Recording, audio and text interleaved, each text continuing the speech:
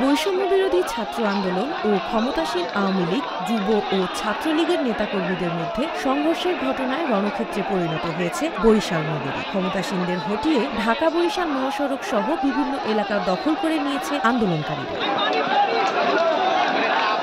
বেলা ১১টা থেকে চৌমাথা থেকে নবগ্রাম সড়কে ছাত্রলীগ ও যুবলীগের নেতাকর্মীরা সশস্ত্র অবস্থান করছিলেন। এ সময় যানবাহন থেকে নামিয়ে দেওয়া হয় সাধারণ মানুষকে। মারধরের শিকারও হন কোনো কোনো ছাত্র। তবে বেলা ১২টার পর থেকে মহাসড়কে আগুন দিয়ে হাজার হাজার ছাত্র জনতা রাস্তায় নেমে পড়ে। মহাসড়কের নথুল্লাবাদ থেকে চৌমাথা পর্যন্ত আন্দোলনকারীদের দখলে চলে যায়। বেলা ১:৩০টার দিকে চৌমাথা থেকে নবগ্রাম সড়কে ঢুকে দখল করে নেয় আন্দোলনকারীরা। এ সময় নবগ্রাম সড়কে পানি সম্পদ প্রতিমন্ত্রী কর্নেল অবসরপ্রাপ্ত জাহিদ ফারুক শামীম এমপির মমতাজ ভিলায় ব্যাপক ভাঙচুর চালায়। তার বাসার গেটের মধ্যে এবং সামনের সড়কে অন্তত ১৫ থেকে ২০টি মোটরসাইকেলে আগুন ধরিয়ে দেয়। এ সময় প্রতিমন্ত্রীর বাসার কাছাকাছি পুলিশ অবস্থান নিয়ে মুহুর্মুহু সাউন্ড গ্রেনেড নিক্ষেপ করেছে।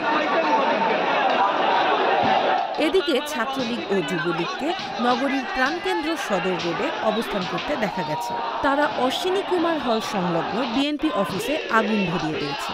সোহেল চত্বরস্থ আওয়ামী লীগ কার্যালয়ে অবস্থান করছে ক্ষমতাসীনরা।